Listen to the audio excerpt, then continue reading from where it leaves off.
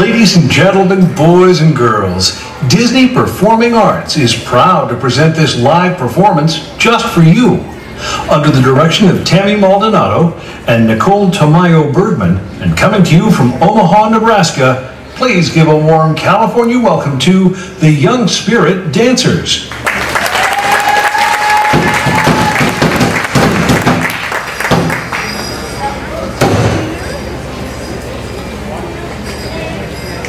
Good afternoon, everybody. We are from Omaha, Nebraska. We are members of the Sichangu Lakota people from Rosebud, South Dakota.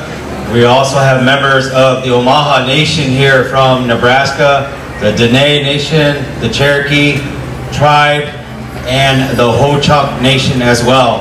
And so most of the kids here are actually students within the Omaha Public Schools. And so we created a N.I.C.E program, a Native program.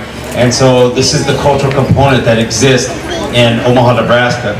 The first dance we have for you is a hoop dance that actually originated down in the Southwest amongst the Pueblo people. And so from that time on, this dance has spread throughout the world. And so during these different formations that these young kids are going to be making, you'll see the different shapes of our relatives that exist. And the last one I know will be of little Mickey Mouse. So thank you once again for allowing us to be down here at DisneyLand. So this is amazing. So at this time we'll go into our hoop dance. Micah.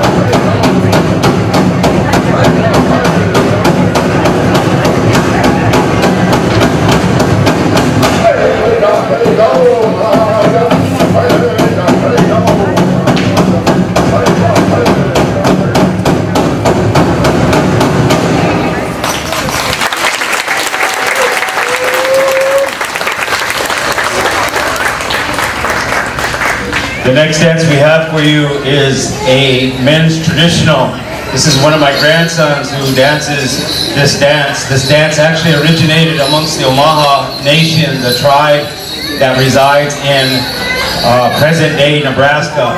And so they started out this dance and they acknowledge it as the Hilushka. It's a warrior society's dance. And so when we earn feathers, this is done through exploits and deeds carried out outside of the village. And so the other young gentleman up here is Landon. Landon is going to perform a Southern Straight. And so what the difference is there's a warrior society here, but Landon is a Southern Straight dancer. And so in doing this dance, he actually tracks. And you'll see the motions in which he has that acoustic, and he's following the tracks that exist in the earth. And so at this time we'll go into our men's tradition.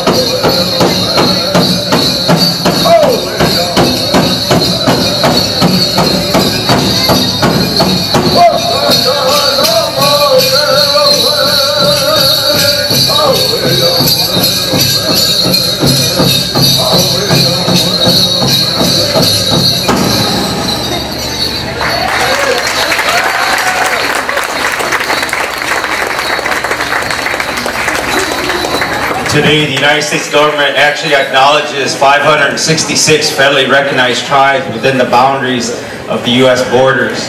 And so, once again, we have members of many different nations here, and so we all speak our own languages.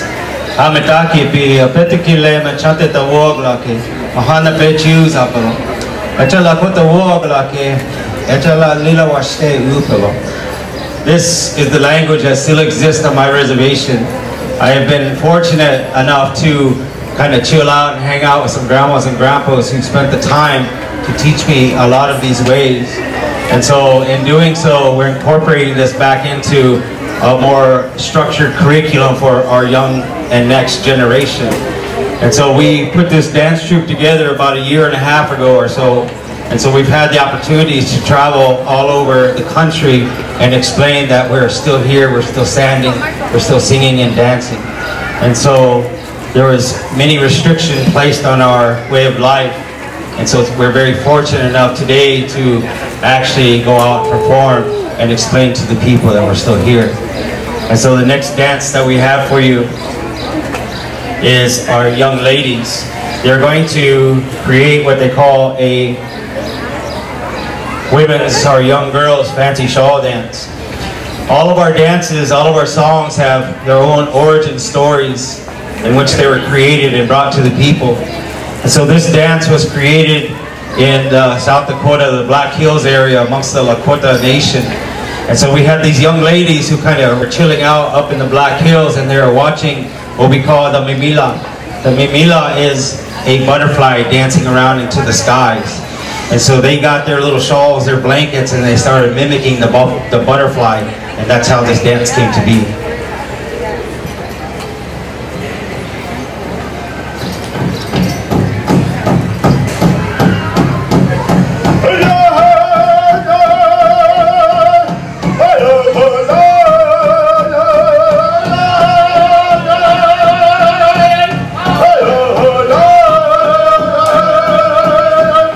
Oh!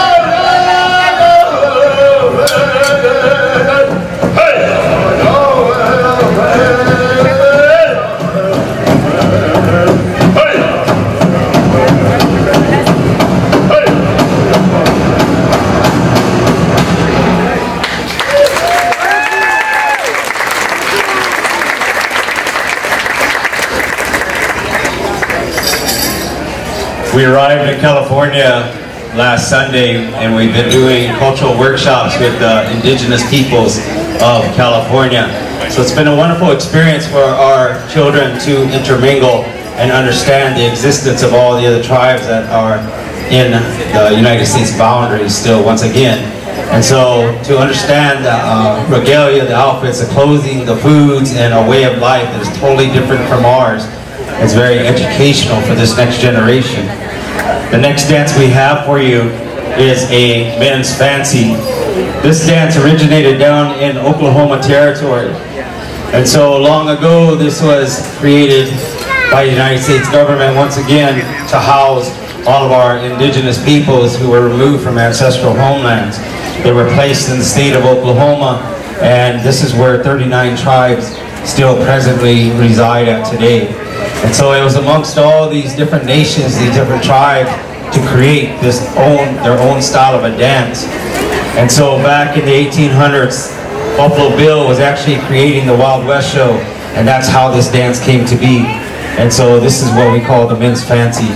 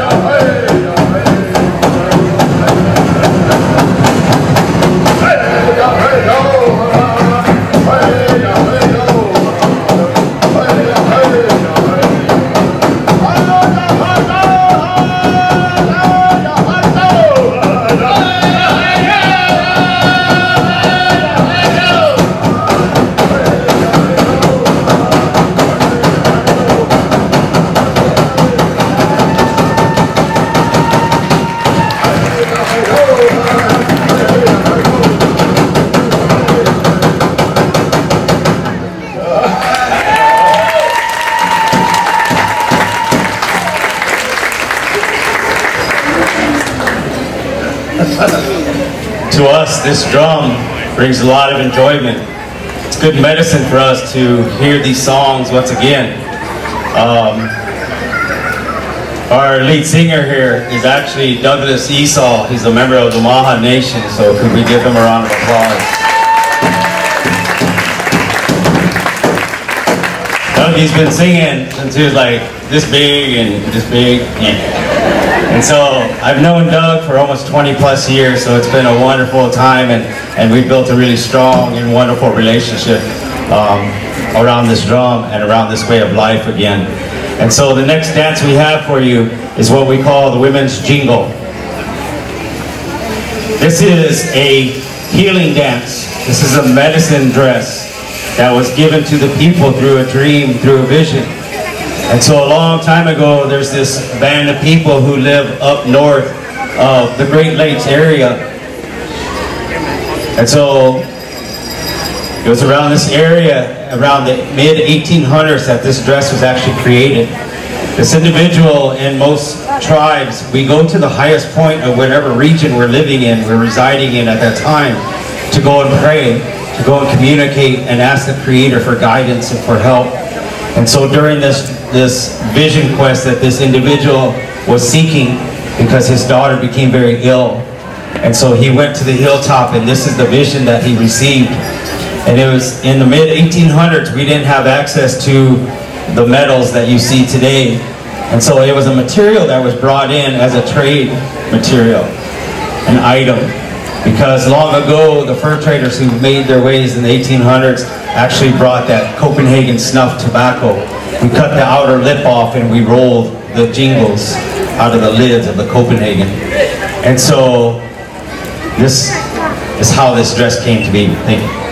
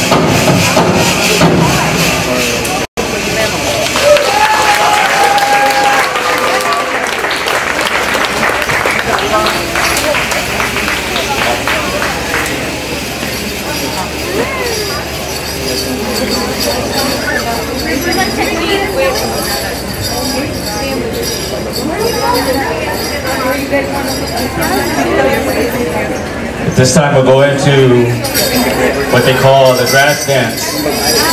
In Lakota language, we acknowledge the Peji, the grass, the big tall prairie grass that exists in the plains. We understood the importance of this grass because this is what fed all of our horses and our buffaloes. I've lived in and on the Rosebud Sioux Reservation for many years, and so I've been very fortunate enough once again to have some cultural teachings passed on to me. And so I'm actually a brain tanner. I butcher out buffaloes and I make buffalo robe blankets still today. And so this exists. The headdresses that you see on all of our individuals' head is made out of the porcupine guard hair and the deer tails that exist out in the forest. And so this is a dance that was actually created amongst the Omaha Nation, another part of the Helushka Warrior Society. And so long ago, it wasn't uncommon to actually collect scalps. But later on, we changed that up and we started collecting bundles of grass and adorning our bodies, our outfits. And this is how this dance came to be, to show the people and explain the importance and significance of the prairie grass that still exists, because that's what kept us alive. And so at this time we're going to Omaha Elushka grass dance.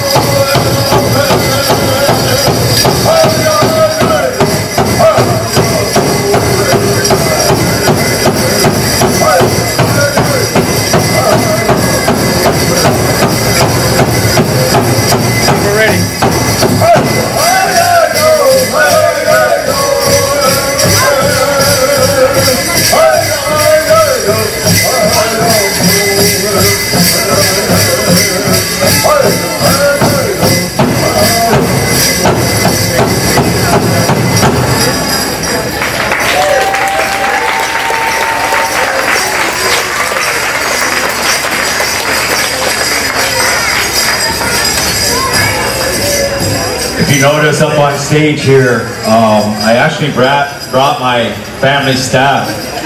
And so on this family staff, we have feathers, eagle feathers dangling off of this. Each one of those feathers actually represents a deceased veteran within my family from World War I to present day. And so we acknowledge our warriors in a very respectful manner. When they come home, we have special ceremonies for them to release that burden of whatever has taken place outside of the village. And so this still exists today.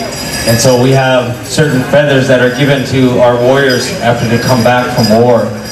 And we have our combat vets always acknowledge and honor them in this way. The last dance that we have for you, just like when we opened this up, we started with the hoop dance because of that continuation of life, of that circle, of that hoop. And so this still exists.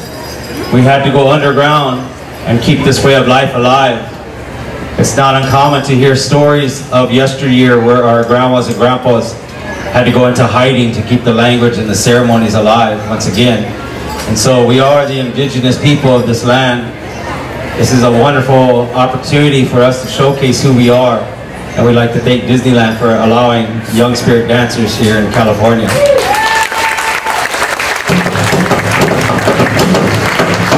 The last dance we have for you is what we call a round dance. It's the dance of unity of what we call Wola Kota Uachi.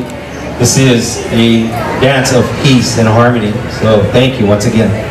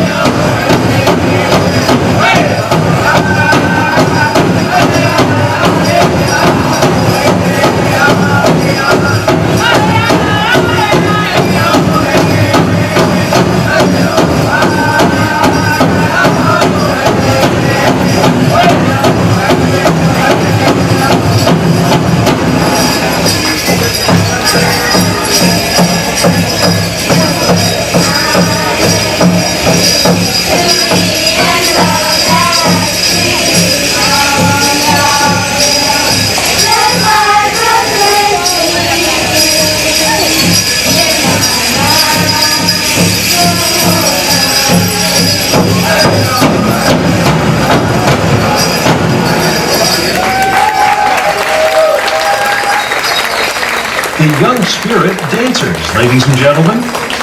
Thank you for joining us for this special performance hosted by Disney Performing Arts. May you continue to enjoy the rest of your day at Disney California Adventure, the place where dreams come true.